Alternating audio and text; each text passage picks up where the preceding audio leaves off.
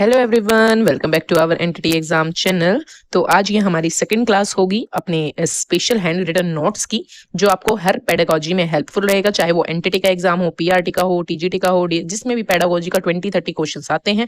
हर एक एग्जाम में ये जो नोट्स हैं आपके लिए बहुत बेनिफिट होंगे। ये एक तरीके से आपका बेस बना देंगे इतना स्ट्रॉन्ग, चाहे कोई भी क्वेश्चन आए आप टैकल करने में मतलब थोड़े कैपेबल हो जाओगे। टर्म्स, टर्मिनोलॉजी अलग अलग तरीके की, तो बहुत सारी चीजें इंपॉर्टेंट है आपके लिए इन क्लासेस में। तो लेके मां सरस्वती का नाम शुरू करेंगे आज के अपने अध्ययन को। साइकोलॉजी। सबसे पहले साइकोलॉजी वर्ड, मनोविज्ञान क्या है? मन का विज्ञान। मनोविज्ञान क्या होता है? मन का विज्ञान। अब साइकोलॉजी में क्या है? Mental activities and mental activities क्या होती हैं, जिसमें एक तो मेंटल एक्टिविटीज में माइंड आएगा हमारा, एक ब्रेन आएगा। तो माइंड क्या है? एक सॉफ्टवेयर काइंड ऑफ है जो आपके माइंड में चल रहा है, और ब्रेन क्या है? एक फिजिकल टच कर सकते हैं। तो ब्रेन क्या हमारा, जिसको हम फिजिकल टच कर सकते हैं, बट माइंड क्या है? सॉफ्टवेयर काइंड ऑफ है। तो साइकोलॉजी में हमारे मेंटल एक्टिविटीज आएंगी, हमारे अनुभव आएंगे। अनुभव क्या होते हैं? सब्जेक्टिव होते हैं। सब्जेक्टिव का मतलब क्या होता है? अलग अलग लोगों के अपने अपने अनुसार। थर्ड हमारा बिहेवियर आएगा, एक्सपीरियंस इन डिफरेंट कॉन्टेक्स्ट में बात की जाती है व्यक्ति की साइकोलॉजी के अंदर। तो होप आपको साइकोलॉजी समझ आएगा। साइकोलॉजी में क्या होता है कि व्यक्ति के बिहेवियर को, एक्सपीरियंस को, उसकी मेंटल एक्टिविटीज को, उसके एक्सपीरियंस को, सारी चीजों को एनालाइज किया जाता है साइकोलॉजी के अंदर। यहाँ पे लिखा हुआ है सब्जेक्टिविटी क्या है और ऑब्जेक्टिविटी क्या है। सब्जेक्टिव क्या होता है? पर्सन टू पर्सन वेरी करता है। जैसे सब्जेक्टिव एग्जाम हो रहे हैं तो हर एक, जैसे कि हमारा एस्से टाइप क्वेश्चन है, एस्से लिखना है, तो वो सब्जेक्टिव है। क्यों? क्योंकि हर एक व्यक्ति अपने अनुसार लिखेगा उसमें निबंध को। ऑब्जेक्टिव क्या होता है? सबके लिए सेम होता है। जैसे कि आपकी ये ऑब्जेक्टिव टाइप एग्जाम होते हैं, सबके लिए उसका आंसर सेम ही होगा, वहां वेरी नहीं कर सकते। तो होप सब्जेक्टिव ऑब्जेक्टिव टर्मिनोलॉजी समझ आ गई होगी। अब यहाँ पे बिहेवियर, बिहेवियर टू टाइप्स का होता है, overt behaviour, covert behaviour. Overt behaviour क्या होता है? बाहरी, जिसे हम देख सकते हैं। कोवर्ट क्या होता है? छिपा हुआ। जैसे गेम की प्लानिंग आप मन के अंदर कर रहे हैं। कोवर्ट मतलब अंदर, ओवर्ट मतलब बाहर। Next, stimulus and response. Stimulus and response, stimulus को हिंदी में क्या कहते हैं? उद्दीपक, और रिस्पॉन्स अनुक्रिया। स्ट्यूमुलस से हमारा रिस्पॉन्स आता है, और रिस्पॉन्स भी कैसे होता है? इंटरनल हो सकता है, एक्सटर्नल हो सकता है, दोनों हो सकता है। ठीक है। अब स्ट्यूमुलस ऑब्जेक्ट हो सकता है, कोई इवेंट हो सकता है। ऑब्जेक्ट जैसे, ऑब्जेक्ट लाइक खाना। इवेंट क्या हो गया? जैसे मूवी देखकर रोना आना। तो इवेंट क्या हो गया? जैसे कि स्ट्यूमुलस, अब मूवी देखी आपने, आपके अंदर स्ट्यूमुलस जागा कि मतलब एक भावुक से सीन आ गया, तो आपको क्या रिस्पॉन्स आया? रोना आ गया। ऑब्जेक्ट क्या हो गया? जैसे खाना देखकर आपकी लार आ गई, तो खाना क्या है? स्ट्यूमुलस है, और लार क्या है? रिस्पॉन्स आया। तो स्ट्यूमुलस ऑब्जेक्टिव भी हो सकता है और इवेंट भी हो सकता है। कोई बाधित करता है स्टिमुलस आपको रिस्पॉन्स करने के लिए। It's like a trigger. Okay. Example, खाना देखकर मुंह में पानी आना, खाना है स्टिमुलस और पानी मुंह में आना रिस्पॉन्स। देखो गाइज, ये छोटी छोटी टर्म्स है ना, कोई भी क्लियर नहीं करने वाला। बिकॉज जब इंसान अपने खुद के नोट्स बनाता है ना, तो वो इस तरीके से बनाता है, इलेबोरेट, हर छोटी से छोटी चीज जो उसने पढ़ते हुए खुद सीखी है, तो वही चीजें आपको मिल रही हैं फ्री ऑफ कॉस्ट। इसकी वैल्यू करना और अच्छे से मन लगाकर पढ़ना इन चीजों को, इनका ज्यादा से ज्यादा बेनिफिट लेना। अब साइकोलॉजी ग्रीक यूनानी वर्ड से बना है। Psyche plus लोगस। लोगस मतलब अध्ययन करना, और साइकी मतलब सोल, माइंड। साइकोलॉजी किस वर्ड से बना है? ग्रीक भाषा का शब्द है, जिसका साइकी प्लस लोगस अर्थ है। इन प्रेजेंट, आज में साइकोलॉजी को क्या कहते हैं? Study of behaviour. क्या कहते हैं? Study of behaviour. Philosophy, philosophy का दर्शन शास्त्र को क्या कहते हैं? Love of wisdom. साइकोलॉजी पहले फिलॉसफी का ही हिस्सा थी। ठीक है, ये याद रखने कुछ डेफिनेशन, जैसे जेबी वॉटसन ने कहा है, मनोविज्ञान व्यवहार का शुद्ध विज्ञान है। जेबी वॉटसन यहाँ लिखा हुआ है व्यवहारवाद के जनक है, मतलब बिहेवियरिज्म के फादर थे जेबी वॉटसन। ये डेफिनेशंस इतनी इंपॉर्टेंट नहीं है। First laboratory in psychology, first laboratory जो ओपन हुई थी साइकोलॉजी की 1879 में हुई थी by William Wundt in Leipzig, Germany में। ठीक है, तो 1879 William Wundt in Leipzig Germany में फर्स्ट साइकोलॉजी की लैब खुली थी। In India first psychology laboratory 1916 में by doctor NN Sen Gupta के द्वारा, कहाँ, कलकत्ता में, होवर्ड यूनिवर्सिटी में। ठीक है, तो ये दोनों बातें याद रखनी है। फर्स्ट साइकोलॉजी की लैब खोली थी विलियम वुंट ने इन लिप्जिग जर्मनी 1879, और इंडिया में 1916 में by doctor NN Sen Gupta in Calcutta hovered university में। ओके,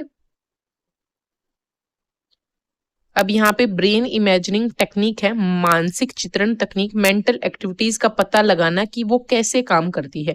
तो मेंटल एक्टिविटीज का पता हम किसके द्वारा लगा सकते हैं? ब्रेन इमेजिनिंग टेक्निक्स के द्वारा, जो 2 प्रकार की हैं, fMRI, EEG। मेंटल एक्टिविटी को स्टडी करने का तरीका है fMRI, functional magnetic resonance imagination, और फंक्शनल MRI।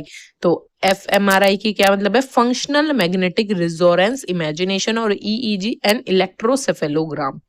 ठीक है, तो क्या होता है, ब्रेन पर लगाया जाता है ये देखने के लिए कि कौन सा पार्ट ज्यादा एक्टिव है।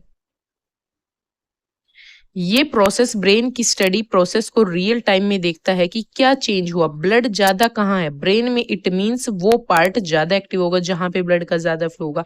तो ब्रेन की मेंटल एक्टिविटीज को देखने के लिए कि कौन से पार्ट में ज्यादा ब्लड का फ्लो हो रहा है, ब्रेन इमेजिनिंग टेक्निक में fMRI और EEG आएगा। अब एजुकेशनल साइकोलॉजी क्या है? शिक्षा मनोविज्ञान, बच्चों की मेंटल प्रोसेस, उसके मन को, इंडिविजुअल डिफरेंसेस को, उनको जान पाए, उसके लिए प्लान कर पाए। एजुकेशन में बच्चे का इंटरेस्ट डेवलप करने के लिए, उसकी प्रॉब्लम का समाधान करने के लिए एजुकेशन साइकोलॉजी का हम अध्ययन करते हैं। इसीलिए तो हमें साइकोलॉजी पढ़ाई जाती है, क्योंकि नर्सरी टीचर में बच्चे इतने छोटे होते हैं, या फिर प्राइमरी टीचर में बच्चे इतने छोटे, या फिर आप TGT PGT जिस भी लेवल पर पढ़ा रहे हैं, बच्चों की प्रॉब्लम तो आपके पास आएंगी ही। तो एजुकेशन में उन्हें भी सॉल्व करना आपकी टीचिंग का एक पार्ट होगा। तो वही सब सिखाने के लिए आपके एग्जाम में 20, 30, 100 मार्क्स की साइकोलॉजी आती ही आती है। अब शैक्षिक मनोविज्ञान के जनक कौन है? EL Thorndike. एजुकेशनल साइकोलॉजिस्ट के जनक कौन है? EL Thorndike. और फादर ऑफ साइकोलॉजी कौन है? William Wundt. कौन है? William Wundt. ये दो चीजें याद रखना।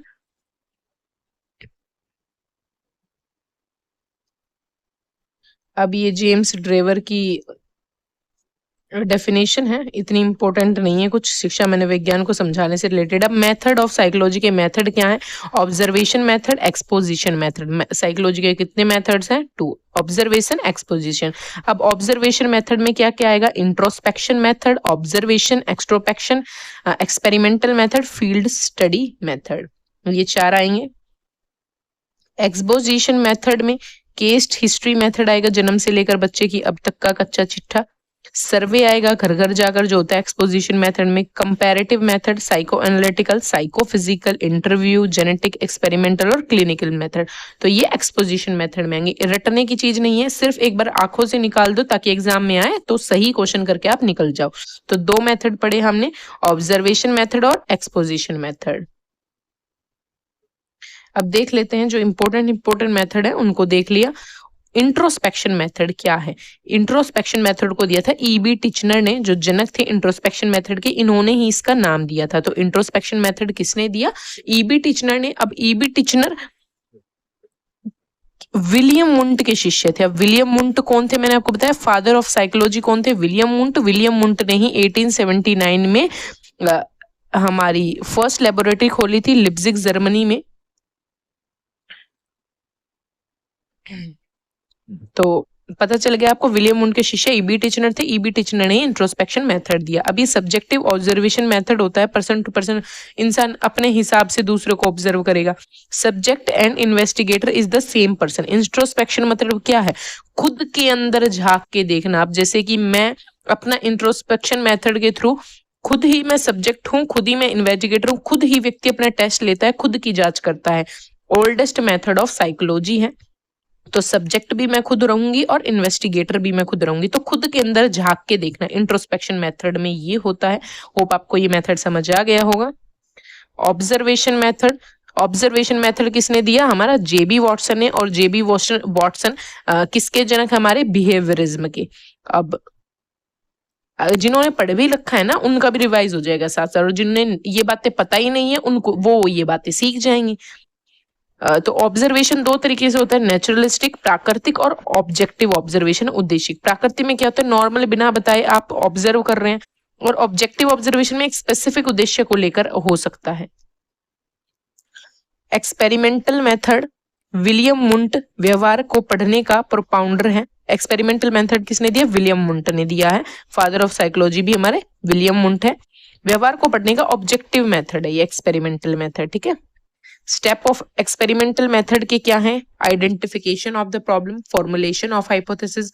सबसे पहले हम आइडेंटिफाई करेंगे प्रॉब्लम को, फिर हाइपोथेसिस लगाएंगे अपना, then design the experiment, testing the hypothesis, फिर उस टेस्ट करेंगे उस हाइपोथेसिस को, फिर एनालाइज करेंगे रिजल्ट को, और फिर इंटरप्रिटेशन एंड कंक्लूजन निकालेंगे। एग्जाम में कभी कभी आ जाता है कोई भी मेथड दिया होगा, उसके स्टेप्स दिए होंगे, तो बोलेंगे इनको क्रम में लगाओ, दो पहले तीन चार क्या आएगा। तो आप एक बार इनको पढ़ें अच्छे से कि पहले हम आइडेंटिफाई करेंगे प्रॉब्लम को, then formulation of hypothesis, designing the experiment, then this. अब देखते हैं केस स्टडी मेथड।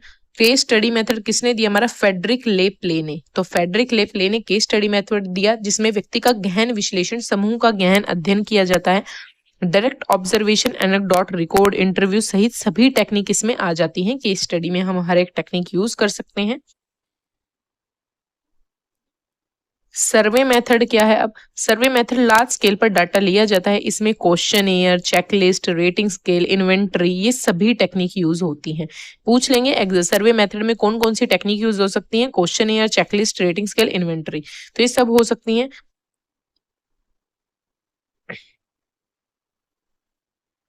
अब यहाँ पे डेवलपमेंटल मेथड की बात हो रही है। डेवलपमेंट मेथड दो टाइप का होता है, क्रॉस सेक्शनल और लॉन्गिट्यूडनल।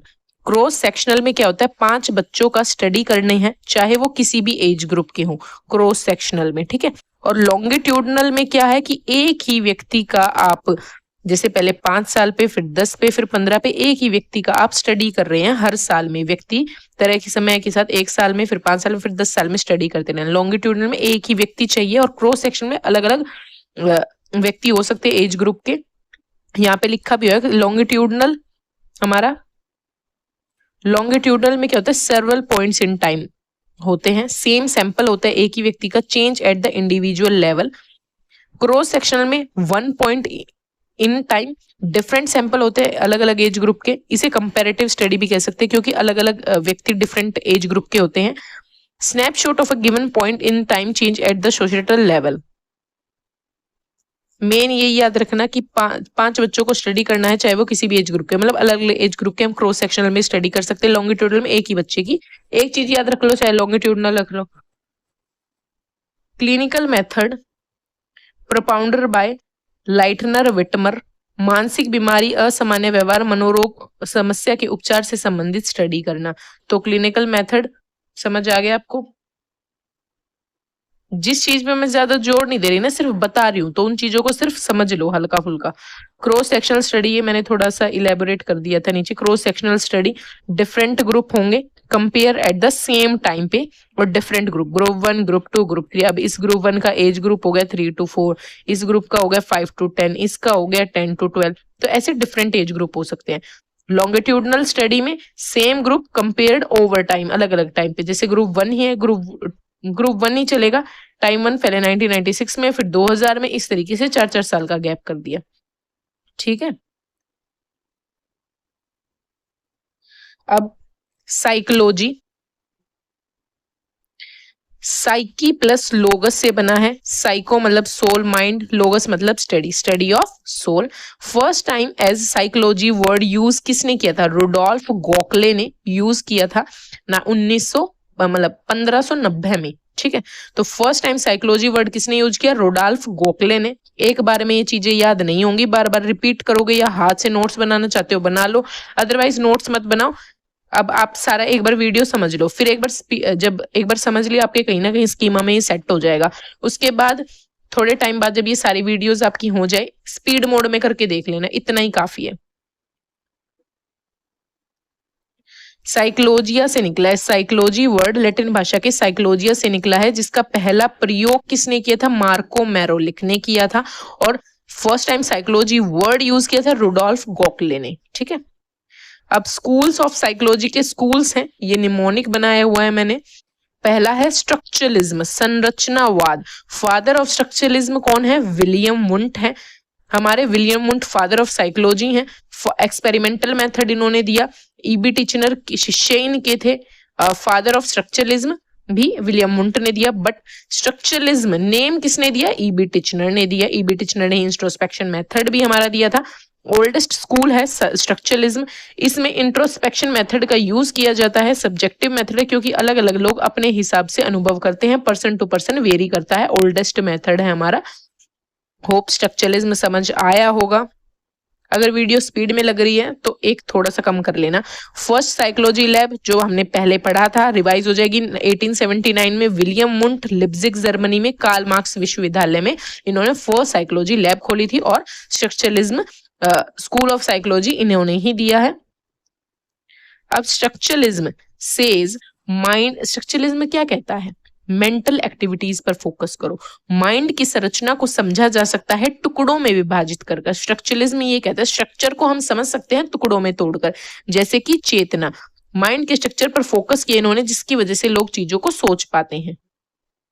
अब यहाँ पे एक लेडीज का नाम लिखा है, the Margaret Washburn, first women to earn PhD in psychology. ये पहली वुमेन थी जिन्होंने साइकोलॉजी में पीएचडी हासिल की थी, मार्गरेट वॉशबर्न, जिन्होंने बुक भी लिखी द एनिमल माइंड। ये बुक इतनी याद रखनी जरूरी नहीं है, बट थोड़ा बहुत माइंड में होना चाहिए। फर्स्ट पीएचडी किसने साइकोलॉजी में ली? मार्गरेट वॉशबर्न ने। फंक्शनलिज्म प्रकार्यवाद, ब्रेन का फंक्शन इंपॉर्टेंट है ये कहते हैं। फादर ऑफ फंक्शनलिज्म कौन है? William James.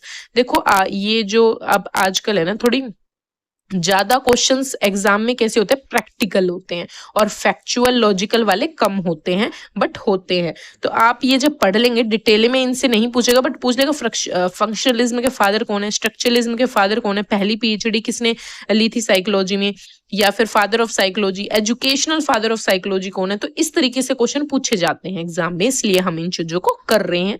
Father of functionalism William James है। प्रिंसिपल ऑफ साइकोलॉजी इन्होंने बुक लिखी थी 1890 में, ठीक है। याद रखना इंपॉर्टेंट है, इसलिए मैंने पढ़ते टाइम हाईलाइट भी की हुई थी ये चीजें। ये स्किप कर दो, चलो स्किप कर देते, कोई नहीं। इंपॉर्टेंट चीजें ही कर लेते हैं। मैरी विटन कैल्किंस, यह शिष्य थी विलियम जेम्स की। विलियम जेम्स से अब अच्छे से वाकिफ हो गए हो आप। was the 14th president of APA in the first woman overall। APA क्या है? अब ये फुल फॉर्म पूछी गई थी एग्जाम में। APA मतलब American psychology association. First president, first women president कौन बनी थी? Mary Whiton Calkins. इन्होंने बुक लिखी थी an intro of psychology. Father of psychology William Wundt है जनरली। मॉडर्न साइकोलॉजी के फादर कौन है? अब विलियम जेम्स। विलियम जेम्स ने भी हमारा फंक्शनलिज्म दिया है। अब साइको एनालिज्म, मनोविश्लेषणवाद, साइको डायनामिक, साइको सेक्सुअल, ये भी इसी के नाम है। Psycho analism, psycho dynamic, psycho sexual. Father कौन है? Sigmund Freud. इन्होंने मन की 3 अवस्था दी है, चेतना, अवचेतना, अचेतन। चेतना क्या होती है? इन प्रेजेंट जो हम बोल रहे हैं, जैसे हम लिख रहे हैं, हम चेतन कॉन्शियस हैं। अवचेतना सबकॉन्शियस, नींद में होते हैं, कई बार चीजें याद नहीं आती, बीच की अवस्था होती है। जैसे हमने एक सपना देख लिया मान लो, और हम उस सुबह उठ के सपने को याद करने की कोशिश करते हैं, बट वो कभी कभी पूरा याद नहीं आ पाता, थोड़ा थोड़ा आ पाता है। या हम किसी को, मम्मी या पापा को बताते तो वो बता नहीं पाते, पूरा याद नहीं आता। क्यों? क्योंकि वो हमारे अवचेतन सबकॉन्शियस माइंड में है। अचेतन अनकॉन्शियस, जिस तक आप पहुंच ही नहीं सकते, ये हमारा बिहेवियर को गाइड करता है, मोटिवेट करता है हमें उस चीज तक पहुंचाने में। तो मन की 3 अवस्थाएं किसने दी? चेतन, अवचेतन, अचेतन। कॉन्शियस, सबकॉन्शियस, अनकॉन्शियस किसने दी? सिगमंड फ्रॉइड ने। सिगमंड फ्रॉइड की थ्योरी का नाम क्या है? हमने यहीं पे क्लियर कर लिया, psycho analism, psycho social, psycho dynamic, तीनों एक ही थ्योरी के नाम है। माइंड की 3 स्टेजेस भी दी, ईगो, सुपर ईगो, इद। ओडिपस और इलेक्ट्रा की भी बात की थी इन्होंने ये अपनी साइकोडायनेमिक थ्योरी में। ओडिपस क्या है? ये इंपॉर्टेंट था इसलिए यहाँ पे लिखा हुआ है। ओडिपस क्या है? बॉय का माँ के प्रति जब झुकाव होता है, और इलेक्ट्रा क्या है? गर्ल का जब पिता के प्रति झुकाव होता है, तो उसे इलेक्ट्रा कहते हैं। एग्जाम में आता है यहाँ से क्वेश्चन। अब सिगमंड फ्रॉइड की बात हो रही है। एरोस थैनाटोस क्या है? एरोस क्या है? लाइफ इंस्टिंक्ट है जो जीने के लिए आपको बाधित करते हैं, और थैनाटोस क्या है? डेथ इंस्टिंक्ट्स है, जैसे नेगेटिव थिंकिंग, स्मोकिंग, ड्रिंकिंग, जो आपको पीछे धकेलते हैं जीवन में। बिहेवियरिज्म व्यवहारवाद के फादर कौन है? मैंने पहले ही आपको बताया था, जेबी वॉटसन है। देखो चीजें इन नोट्स के थ्रू आपकी इतनी रिवाइज हो जाएंगी ना बहुत अच्छे से। ऑब्जर्वेबल बिहेवियर को इंपॉर्टेंस दी है, जिसका हम अवलोकन कर सकते हैं, जिसको माप सकते हैं। कंडीशनिंग को भी बढ़ावा दिया है इन्होंने, आदत डलवाने को। अब वॉटसन ने एक्सपेरिमेंट किया था एक लिटिल अल्बर्ट पर, जो 11 मंथ का बच्चा था। इन्होंने उसके अंदर भय पैदा किया, इसको व्हाइट रेड लाउड नॉइज से डर बैठा दिया उसके अंदर। फिर कंडीशनिंग के द्वारा बच्चे को दोबारा से वो डर निकाल भी दिया था। बट इसीलिए वॉटसन कहते हैं, मुझे 1 दर्जन स्वस्थ बच्चे दे दो, तुम जो बोलोगे मैं वो बना सकता हूं। तुम हेरिडिटी को उन्होंने बिल्कुल नकार दिया कि हेरिडिटी का कोई प्रभाव नहीं है, ट्रेनिंग के द्वारा कुछ भी बना सकता हूँ, कंडीशनिंग के थ्रू मैं उनको। तो पूछ लेते कभी कभी एग्जाम में कथन, ये कथन किसने कहा गया कि मुझे 1 दर्जन स्वस्थ बच्चे दे दो, तुम जो बोलोगे मैं उन्हें वो बना दूंगा, हेरिडिटी को बिल्कुल। तो जेबी वॉटसन ने, क्योंकि वो कंडीशनिंग पर ज्यादा जोर देते हैं। अब ये एक छोटी सी बात लिखी है कि जेबी वॉटसन ने ही बताया है कि जन्म से ही 3 इमोशंस होते हैं बच्चे में, फॉल, फियर, एंगर, लव। याद रखना इन बातों को। अब John Locke, mind of the child tabula rasa, इन्होंने क्या कहा है? बच्चे का माइंड क्या होता है? टेबुला रासा होता है। जोन लोग भी व्यवहारवाद से ही जुड़े हुए हैं, बिहेवियरिज्म से। पूछ लेते कई बार बिहेवियरिज्म से जुड़े हुए व्यक्ति कौन कौन से हैं। तो बच्चे का माइंड ब्लैंक स्लेट है। टेबुला रासा का मतलब क्या है? Blank slate. इन्होंने क्या है? बच्चे का माइंड खाली तख्ती है, आप उसको जैसी शेप देना चाहोगे दे सकते हो। देखो ये यहाँ लिखा भी हुआ मैंने, बिहेवियरिज्म से जुड़े व्यक्ति, BF स्किनर, हल, थॉर्नडाइक, पेवलव, जॉन लॉक और टोलमैन न्यू बिहेवियरिस्ट हैं। आगे पढ़ेंगे इन सब के बारे में। गेस्टाल्ट साइकोलॉजी के फादर कौन है? Max Wertheimer. Kohler, Koffka, Kurt Lewin. Insightful learning दी कोहलर ने, इसके बारे में भी हम गेस्टाल्टवाद की थ्योरी जिसने पढ़ी होगी वो समझ पा रहा होगा। Gestalt psychology, father Max Wertheimer, Kohler, Koffka, Kurt Lewin. Insightful learning दी, ये क्या कहते हैं? इनका क्या मानना है गेस्टाल्ट साइकोलॉजी का? The whole is the greater than the sum of part, की वॉल इंपॉर्टेंट है रेदर देन पार्ट से। परसेप्शन, क्रिएटिविटी, थिंकिंग को इंपॉर्टेंस दी इन्होंने। Sudden solution is the rule, eureka movement. Sudden solution, आपने गेस्टाल्ट साइकोलॉजी में पढ़ा था कि जैसे कि ये एक व्यक्ति था जो मतलब कोई प्रॉब्लम थी उसके माइंड में जो चल रही थी सबकॉन्शियसली, भाई फिर वो नहा रहा था, तो नहाते नहाते उसे वो प्रॉब्लम एकदम से दिमाग में बत्ती जली। तो नहाते नहाते उसने बिना कोई भी कपड़े पहने हुए, मतलब ऐसे ही विदाउट एनी क्लोथ, उसकी बॉडी पे एक भी क्लोथ नहीं था, और वो इतना खुशी से उछला, eureka eureka I found it, मतलब मैंने वो चीज खोज ली। तो सडन सॉल्यूशन को एकदम से इस चीज को इम्पोर्टेंट देते हैं। आहा मूवमेंट था वो, जब एकदम से दिमाग में बत्ती जली व्यक्ति की। तो गेस्टाल्ट साइकोलॉजी को भी हम डिटेल में पढ़ेंगे। यहाँ पे एक ब्रीफ में लिखा हुआ है, मैक्स वर्दीमीर गेस्टाल्ट साइकोलॉजी के फादर हैं। इसके अंदर कोहलर, कोफका, कर्ट लेविन भी आते हैं। इनसाइटफुल लर्निंग दी है, वोल को इंपॉर्टेंस देते हैं, सडन सोल्यूशन, यूरेका मूवमेंट, आहा मूवमेंट इसी का हिस्सा है। कॉग्निटिव साइकोलॉजी, संज्ञानवाद, हमारे प्याजे चाचा मेन है इसके। मेंटल स्किल पर फोकस किया, माइंड को कंप्यूटर की तरह कंसीडर किया जाता है। 1960 में मिलर एंड जेरम ब्रूनर ने एस्टेब्लिश किया था कॉग्निशन के सेंटर को। तो 1960 में कॉग्निशन को मिलर एंड जेरम ब्रूनर ने एस्टेब्लिश किया था। ह्यूमनिज्म, मानवतावाद, ये ह्यूमन की फ्रीडम पर फोकस करते हैं, उनके हाईएस्ट पोटेंशियल तक पहुंचना इंपॉर्टेंट है। Father of humanism Carl Rogers, self की थ्योरी दी, सेल्फ एक्चुअलाइजेशन की थ्योरी दी। और spiritual father of humanism Abraham Maslow, जिन्होंने नीड की थ्योरी दी है। ये हम क्या पढ़ रहे हैं? ह्यूमनिज्म, गेस्टाल्टवाद, बिहेवियरिज्म, साइको एनालिज्म, ये क्या है? स्कूल ऑफ साइकोलॉजी है। ठीक है, इंपॉर्टेंट याद रखना। स्पिरिचुअल फादर ऑफ ह्यूमनिज्म कौन है? Abraham Maslow, and father of humanism Carl Rogers. Constructivism, रचनावाद, बच्चा ज्ञान की रचना कंस्ट्रक्ट कर सकता है, आप एज ए टीचर, फैसिलिटेटर, सुविधादाता बने, कंस्ट्रक्टिविज्म ये कहते हैं। रिलेटेड पीपल कौन है? प्याजे है, वाइगॉत्स्की है, गिम्बेस्टिको, वीको है। नाम याद रखना इंपॉर्टेंट है। तो कंस्ट्रक्टिविज्म से जुड़े हुए थे। सॉरी मैंने शायद आपको ऊपर बोला कि कॉग्निटिव साइकोलॉजी से पियाजे जुड़े हुए हैं। नहीं नहीं नहीं, सॉरी, मैं कान पकड़ के सॉरी मांगती हूँ। वो कॉग्निटिव और कंस्ट्रक्टिविज्म में थोड़ा देखने में गड़बड़ हो गई, बट कंस्ट्रक्टिविज्म से जुड़े हुए हैं हमारे हमारे पियाजे। तो पियाजे, वाइगोत्स्की, गिम्स्टिव कि बच्चा खुद ज्ञान की रचना करता है, खुद कंस्ट्रक्ट करता है।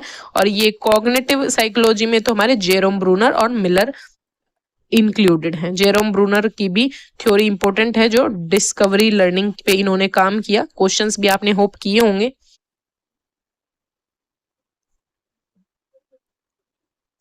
साइकोलॉजी को स्टडी ऑफ सोल कहने वाले कितने व्यक्ति थे? Aristotle and Descartes. तो दो व्यक्तियों ने स्टडी ऑफ सोल कहा साइकोलॉजी को। स्टडी ऑफ माइंड किसने क्या कहा साइकोलॉजी को? पेस्टोलॉजी ने और पोम्पोनोजी ने। तो इन दो व्यक्ति ने, इतना इंपॉर्टेंट नहीं है। आज और मॉडर्न टाइम में, आज के टाइम में स्टडी ऑफ बिहेवियर कहते हैं हम साइकोलॉजी को। साइकोलॉजी को स्टडी ऑफ सोल कहते हैं, कुछ लोग स्टडी ऑफ माइंड कहते हैं, और आज के टाइम में क्या कहते हैं हम? Study of behaviour. अब वुडवर्थ का एक थॉट है जो इंपॉर्टेंट है, एग्जाम में यहाँ से क्वेश्चन आता है कि पहले साइकोलॉजी ने अपनी सोल खोई, फिर अपना माइंड खोया, देन कॉन्शियस खोया, अब बचा क्या है? बिहेवियरिज्म बचा है। तो ये जो थॉट है ये किसका है? तो हमारे वुडवर्थ का ये थॉट है। फोर्स ऑफ साइकोलॉजी, फोर्सेस कौन सी हैं साइकोलॉजी की? निमोनिक याद रखना, BPH, behaviourism, psycho analism, humanism. Behaviourism, psycho analism, humanism, ये फोर्सेस हैं हमारी साइकोलॉजी की। अब हमने साइकोलॉजी का डिटेल में जितना भी था वो सारा कवर कर लिया। साइकोलॉजी से रिलेटेड आपका जो भी क्वेश्चन बन सकता था इन्हीं में से बन जाएगा। ये हमने सारा अपना स्टार्टिंग से साइकोलॉजी का पार्ट किया। साइकोलॉजी क्या है, किस वर्ड से बना है, स्कूल ऑफ साइकोलॉजी कितने हैं, प्लस सबसे पहले साइकोलॉजी का वर्ड किसने यूज किया था, पहला प्रयोग किसने किया, फिर उसके बाद हमने देखा कि फर्स्ट PhD साइकोलॉजी पर किसने की, स्कूल्स ऑफ साइकोलॉजी देखे हमने। तो आपका साइकोलॉजी का जितना भी टॉपिक था वो कंप्लीट हो गया है। अब हम शुरू करेंगे अपना सेकंड टॉपिक, चाइल्ड डेवलपमेंट, बाल विकास। इंपॉर्टेंट टॉपिक रहेगा। होप आपको फर्स्ट चैप्टर अच्छे से समझ आया होगा। आई नो थोड़ा बोरिंग लग सकता है क्योंकि चीजें फैक्चुअल थी, याद करनी पड़ेंगी, थोड़ा रटना पड़ेगा। ठीक है, तो अपना चाइल्ड डेवलपमेंट शुरू करते हैं। It focus on the mind and development behavior of children from prenatal period to adolescence। तो साइकोलॉजी चाइल्ड डेवलपमेंट में क्या आएगा? बच्चे का प्रीनेटल से एडोलेसेंस तक का पीरियड को हम उसके डेवलपमेंट को, उसके माइंड को फोकस करते हैं। चाइल्ड डेवलपमेंट क्या है? गर्भ अवस्था से किशोर अवस्था तक चलता है, क्योंकि किशोर अवस्था के बाद तो बच्चा स्कूल जाता ही नहीं। In generally child development stages दी हैं इन्होंने।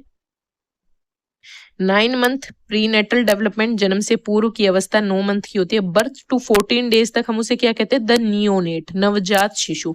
14 to 2 ईयर तक क्या कहते हैं? बेबीहुड, शैशव अवस्था। और 2 से 12 ईयर तक चाइल्डहुड, बाल अवस्था। और 12 से 19 ईयर एडोलेसेंस, किशोर अवस्था। तो जनरली चाइल्ड डेवलपमेंट की स्टेजेस ये हैं। थोड़ा बहुत ऊपर नीचे एग्जाम में आप खुद देख सकते हैं। अब चाइल्ड साइकोलॉजी और डेवलपमेंटल साइकोलॉजी में क्या डिफरेंस है? चाइल्ड साइकोलॉजी हमारी प्रीनेटल, बच्चे के गर्भ से लेके किशोर अवस्था तक चलती है। और डेवलपमेंट साइकोलॉजी में it include entire life span, बच्चे के पूरे जीवन की इंडिविजुअल अर्थात पूरी लाइफ आ जाती है डेवलपमेंट साइकोलॉजी में। ये डेफिनेशन है बर्क के अनुसार, इसे छोड़ देते हैं। कंक्लूजन क्या है? चाइल्ड डेवलपमेंट क्या है? प्रीनेटल टू एडोलेसेंस तक की अवस्था है।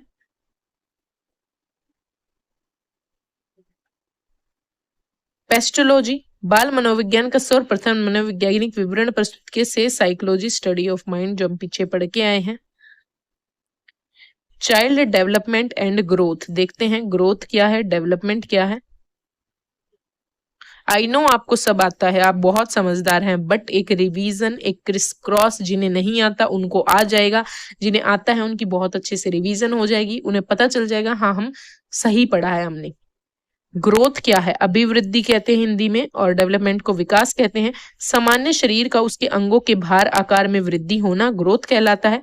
विकास में मानसिक वृद्धि, शारीरिक वृद्धि, संवेगात्मक परिपक्वता, बौद्धिक बुद्धि और अध्ययन शामिल होता है। इट्स ब्रॉड टर्म, जैसे ग्रोथ यहाँ पर है ना, तो डेवलपमेंट, ग्रोथ को अपने अंदर ही समाहित करता है। एरिया क्या है डेवलपमेंट के?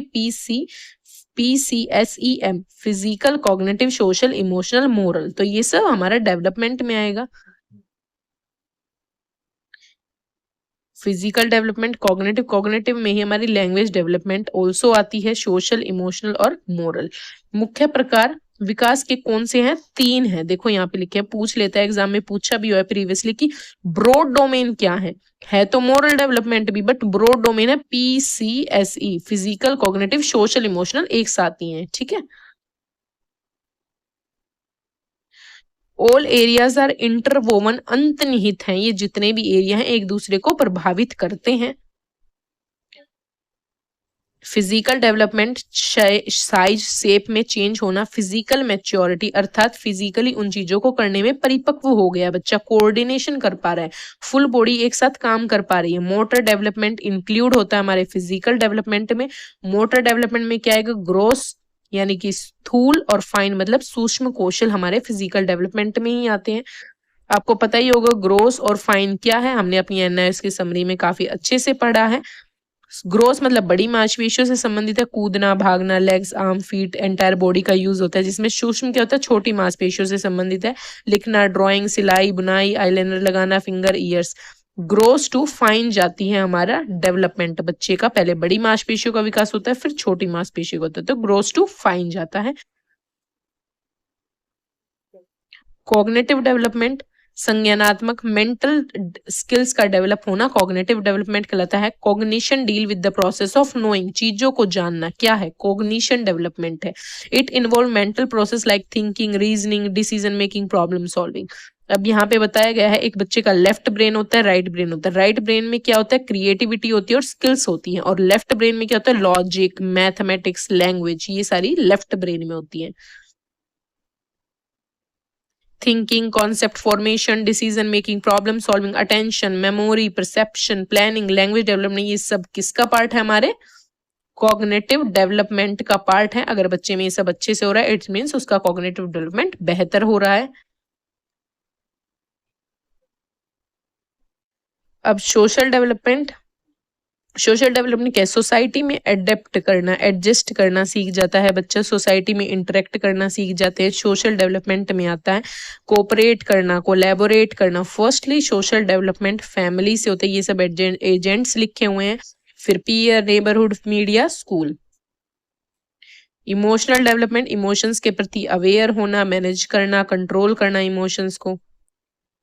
मीनिंग ऑफ ग्रोथ, अभिवृद्धि का, वृद्धि का मीनिंग क्या है? इसमें स्ट्रक्चरल चेंजेस आते हैं, स्ट्रक्चर में चेंज होना, जैसे कि बॉडीली जो चेंज होते हैं, हमारा जो स्ट्रक्चर है एक तरीके से बॉडी, तो सिर्फ स्ट्रक्चर ही चेंज होते हैं। Only physical changes are here, accurately मापा जा सकता है हम ग्रोथ को, निश्चित समय पर समाप्त हो जाता है। Prenatal to adolescence is a part of development, अभिवृद्धि एक जैविक प्रक्रिया है, बायोलॉजिकल प्रोसेस है, जो सभी जीवों में पाई जाती है, स्वतः होती है। पहले विकास होता है, देन वृद्धि होती है, जो गर्भधारण के 2 सप्ताह बाद शुरू हो जाती है। तो इंपॉर्टेंट पॉइंट है कि पहले बच्चे का विकास, डेवलपमेंट शुरू होता है, फिर वृद्धि गर्भधारण के 2 सप्ताह बाद शुरू हो जाती है। अब डेवलपमेंट देखते हैं क्या है। सतत प्रक्रिया है, कॉन्टिन्यूअस है, जिसमें सभी पक्ष शामिल है, PCSE। इसको प्रिडिक्ट कर सकते हैं, इट्स स्पाइरल सीक्वेंस, डेवलपमेंट एक स्पाइरल सीक्वेंस में होता है। स्टेजेस में, सीक्वेंस में चलता है, prenatal, infancy, childhood, adolescence. Maturation, परिपक्वता, एज के अकॉर्डिंग चीजें अनफोल्ड होना, heredity, highly related to heredity. तो मैच्योरेशन क्या है? एज के अनुसार बच्चे में मैच्योरिटी आती है, हाईली रिलेटेड टू हेरिडिटी है, इस लाइन को ध्यान रखना। उन चीजों को करने में आपके अंदर परिपक्वता आना, जैसे एक बच्चा तब ही अच्छे से चल सकता है जब उसके पैर परिपक्व हो जाएंगे। यहाँ पे दिखाया गया है कि डेवलपमेंट में हमारा स्ट्रक्चर भी और फंक्शनल चेंजेस भी आएंगे, और ऊपर हमने पढ़ा था ग्रोथ में केवल स्ट्रक्चरल चेंजेस थे। डेवलपमेंट क्या है? डेवलपमेंट में ही हमारा ग्रोथ भी आ जाएगा और मैच्योरेशन भी आ जाएगा। अब development mostly involve both growth and decline. Decline मतलब पीछे, गिरावट आना। ऑब्जर्विंग ड्यूरिंग ओल्ड एज में आपने देखा होगा पीछे की तरफ व्यक्ति जाने लगता है, तो डेवलपमेंट में ग्रोथ भी इंक्लूड है और डिक्लाइन भी इंक्लूड है। Development influenced by interplay of biological, cognition and emotional process. Development में तीनों चीजों का इंटरप्ले होता है, बायोलॉजिकल भी, कॉग्निशन भी, इमोशनल भी। विकास एक जटिल प्रक्रिया है, विकास एक सार्वभौमिक प्रक्रिया है, वूम्ब टू टूम्ब चलता है, ये निरंतर चलने वाली प्रक्रिया है। अतः विकास की प्रक्रिया बालक के गर्भाधान से लेकर जीवन पर्यंत एक क्रम में चलती है तथा प्रत्येक अवस्था का प्रभाव दूसरी अवस्था पर पड़ता है। Early development is more important crucial than later. इस पॉइंट को याद रखना कि बच्चे का, इसीलिए तो अब सरकार ने भी 3 से 6 साल तक के बच्चों को इम्पोर्टेंस दी है, इसीलिए तो हम जितने भी एंटिटी शिक्षक हैं इनको भी इम्पोर्टेंस मिल रही है, क्योंकि पता है अर्ली जो डेवलपमेंट है बच्चे का वो आगे के डेवलपमेंट को भी बच्चे को इफेक्ट करता है। नेचर ऑफ डेवलपमेंट, विकास एक निश्चित प्रक्रिया है, फिक्स्ड पैटर्न है। विकास जनरल टू स्पेसिफिक होता है, विकास कभी रुकता नहीं है, जीवन पर्यंत चलता है। विकास का दायरा विस्तृत है, विकास गुणात्मक परिवर्तनों को समाहित करता है, क्वालिटेटिव ना कि क्वांटिटेटिव। ग्रोथ क्वांटिटेटिव परिवर्तन को समाहित करेगा और विकास क्वालिटेटिव परिवर्तन को समाहित करेगा। यहाँ पे डिफरेंस मैंने क्लियरली लिखा भी हुआ है, ग्रोथ अभिवृद्धि, डेवलपमेंट यानी विकास। ग्रोथ में हमारा मात्रात्मक और परिमाणात्मक परिवर्तन आएंगे। मात्रात्मक मतलब हम उन्हें कर सकते हैं, और इसमें हमारे परिमाणात्मक और गुणात्मक परिवर्तन आएंगे। सिर्फ मेजर कर सकते हैं, यहाँ पर मेजर और ऑब्जर्व भी कर सकते हैं। फिजिकल मेजर तो इतना नहीं कर सकते, ऑब्जर्व ही कर सकते हैं, बट कुछ ना कुछ मेजरेबल चीज भी इसमें आएगी। फिजिकल स्ट्रक्चर चेंजेस इंक्लूड होते हैं इसमें, physical, mental, social, emotional structure और फंक्शन दोनों चेंजेस इंक्लूड होते हैं। एक्यूरेटली मेजर कर सकते हैं, नैरो अप्रोच है। ऑब्जर्व असेस किया जा सकता है क्योंकि ब्रॉड अप्रोच है। ग्रोथ एक समय के बाद स्टॉप हो जाएगी एडोलेसेंस के बाद, बट डेवलपमेंट कॉन्टिन्यूस रहता है गर्भ से कब्र तक, वोम टू टूम्ब। कोई निश्चित क्रम या दिशा नहीं होती, विकास की एक निश्चित क्रम और दिशा होती है। जैसे किसी बच्चे का ग्रोथ ये थोड़ी ना है कि एक क्रम में चलेगी सबकी ग्रोथ, हर एक बच्चे की हाइट 10 साल में इतनी बढ़ जाएगी, तो वो कोई निश्चित क्रम नहीं होता। व्यक्ति की हेरिडिटी के अनुसार, एनवायरनमेंट के अनुसार उसकी ग्रोथ होती है, बट विकास का एक क्रम दिशा निश्चित होती है कि डेवलपमेंट इन्फेंसी से चाइल्डहुड, चाइल्डहुड से एडोलसेंस, तो विकास हो रहा है बच्चे का। क्वांटिटेटिव चेंज मात्रात्मक परिवर्तन, और क्वांटिटेटिव प्लस क्वालिटेटिव गुणात्मक और मात्रात्मक दोनों परिवर्तन शामिल होते हैं। आपका ये चाइल्ड डेवलपमेंट का मोस्टली पार्ट हो गया है। Factor affecting stages of development, कौन से फैक्टर अफेक्ट करते हैं डेवलपमेंट की स्टेजेस को? 2 फैक्टर हैं, हेरिडिटी, एनवायरनमेंट। ये वर्ड याद रखना, हेरिडिटी को नेचर कहते हैं और एनवायरनमेंट को नर्चर कहते हैं। कई बार इन वर्ड में इंसान सोचता है नेचर हमारा एनवायरनमेंट होगा और नर्चर हमारा हेरिडिटी होगा, बट नहीं, हेरिडिटी को क्या कहेंगे, दूसरा नाम क्या है, नेचर, और एनवायरनमेंट का नर्चर। एनवायरनमेंट डायनामिक होता है और नेचर फिक्स होता है। जो पूर्वजों से मिले गुण हैं उसे नेचर कहते हैं। नेचर यानी कि हेरिडिटी, नर्चर मतलब environment. Genes and heredity factor physical appearance, personality, characteristic माता पिता से मिलते हैं। Nurture environment variable, childhood experience है, how we were raised, social relationship, surrounding culture, ये एनवायरनमेंट का हिस्सा है। अब हेरिडिटी, वंशानुक्रम रिलेटेड फैक्टर कौन कौन से हैं? फिजिकल स्ट्रक्चर मिलता है हमें अपनी हेरिडिटी से ही, शारीरिक संरचना, बच्चे की height, weight, physique, body structure, ये सब बच्चे की ग्रोथ और डेवलपमेंट अफेक्ट करता है। अगर माता के बाल सिल्की है तो बच्चे के भी होंगे, माता की हाइट लंबी तो बच्चे, क्यों? क्योंकि हमें फिजिकल स्ट्रक्चर हेरिडिटी से मिल रहा है। फिजिकल स्ट्रक्चर पर एनवायरनमेंट का भी रोल होता है, बट ज्यादा किसका होता है? हेरिडिटी का। अब सेक्स डिफरेंसेस के कारण भी बच्चे का डेवलपमेंट इफेक्ट होती है। लड़के और लड़कियों का सेक्स चेंज होने के कारण डेवलपमेंट भी डिफरेंस होता है। फिजिकल एंड मेंटली डेवलपमेंट को इफेक्ट करता है। Physical growth of girl faster than boys, तो फिजिकली गर्ल्स जल्दी बढ़ जाती है बॉयज के कंपेयर में, और mental development of girls faster than boys. ऐसे ही इमोशन भी इफेक्ट करता है। गर्भ अवस्था में अगर माँ खुश है, टेंशन में रह रही है, वो सब बच्चे पर इनडायरेक्टली इम्पैक्ट करता है। रेसेस का भी प्रभाव होता है, जाति का। अब जैसे कि जो नेग्रो चाइल्ड्स हैं वो जल्दी मैच्योर हो जाते हैं वाइट चिल्ड्रन के कंपेयर देन।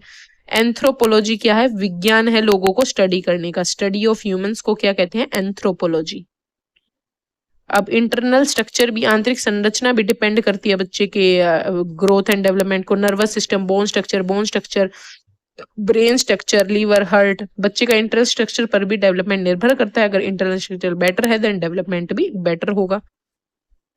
अब एनवायरनमेंट में क्या क्या चीजें आएंगी, हमारी बेसिक एमिनिटीज, मूलभूत सुविधाएं बच्चे की पूरी हो रही है नहीं, food, water, shelter, cloth, necessary facilities, अगर इनकी कमी है तो डेवलपमेंट नेगेटिवली इफेक्ट होता है। तभी तो मिड डे मील 1995 की स्कीम आई थी ताकि सभी बच्चों को भरपूर पोषण मिले। The child need proper type of food and right amount of nutrition, उस तभी बच्चे का ग्रोथ एंड डेवलपमेंट बेहतर हो पाता है। सोसाइटी कल्चर का भी इफेक्ट पड़ता है जो हमारे एनवायरनमेंट का ही हिस्सा है। किस तरह के सोशल कस्टम है, रिचुअल कल्चर्स हैं, फैमिली बैकग्राउंड भी डिपेंड करता है। The child naturally adopt the habits custom of his family members. ये यहाँ एग्जाम्पल लिखा है, वीडियो पॉज करके आप पढ़ सकते हैं। डिसीजेज और इंजरी भी इफेक्ट करती हैं, बीमारियां, अगर किसी तरह की मानसिक या फिजिकल इंजरी हो जाती है तो डेवलपमेंट पर उसका इफेक्ट पड़ता है। स्कूल भी बहुत इफेक्ट करता है बच्चे को, किस तरीके का उनके स्कूल का करिकुलम है, एनवायरनमेंट है, तो वो सब बच्चे पर इफेक्ट डालेंगे जो एनवायरनमेंट का हिस्सा है। इंटरनल फैक्टर जन्म से पहले होते हैं, हेरिडिटी इंटरनल फैक्टर में आएगी। एक्सटर्नल फैक्टर जन्म के बाद, फूड, शेल्टर, ट्रेवल। तो आपका टॉपिक हो गया है चाइल्ड डेवलपमेंट का फिनिश, सेकेंड टॉपिक। अब हम थर्ड टॉपिक शुरू करेंगे बट टाइम बहुत ज्यादा हो गया है तो नेक्स्ट वीडियो में करने की सोच रही हूँ मैं, क्योंकि 40 मिनट की ऑलरेडी वीडियो हो गई है। तो अब नेक्स्ट वीडियो में शुरू करते हैं। कमेंट सेक्शन में जरूर से जरूर बताना आपको वीडियो कैसी लग रही है, ताकि मुझे पता चल सके नोट्स आपके लिए बेनिफिशियल हैं भी या नहीं है। अदरवाइज हम वीडियो को स्टॉप कर देंगे।